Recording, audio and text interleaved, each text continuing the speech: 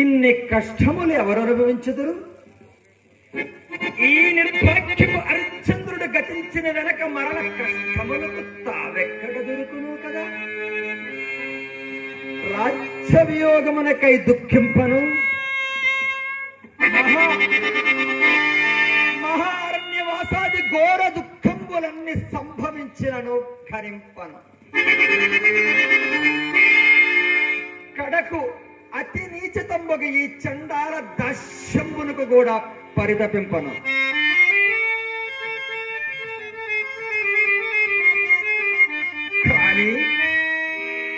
కానీ చేపట్టినాది నన్నే పరమదైవముగా భావించుచు నా మూలమున తనకంతలేసి కష్టములు సంభవించినను క్షణాదుల సంపత్తికే సహించుటే కాక తననొక్కరికి తెగనమ్ముట నీచమ్మని సంకోచించినప్పుడు నాథా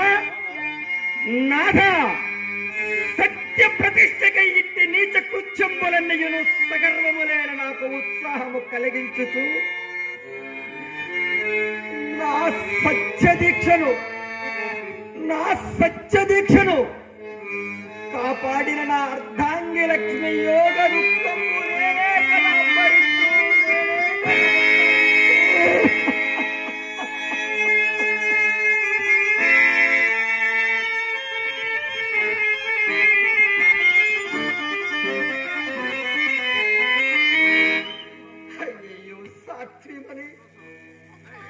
నీ రాణివాస సౌఖ్యము ఏమయ్యనో కదా దేవి, నీ రాణివాస సౌఖ్యము ఏమయ్యనో కదా దేవి.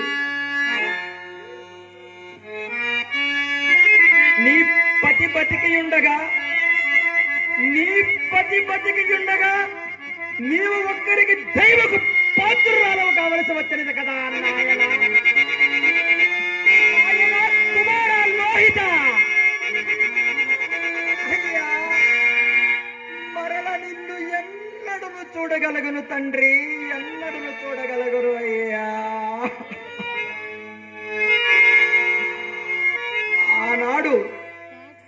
ఆనాడు నా భార్యాపుత్రులని కాలకౌసుకునికి విక్రయించినప్పుడు దాసి కదలవేమని ఆ బాలుడు తన తల్లిని అదలించినాడని మా లోహితుడు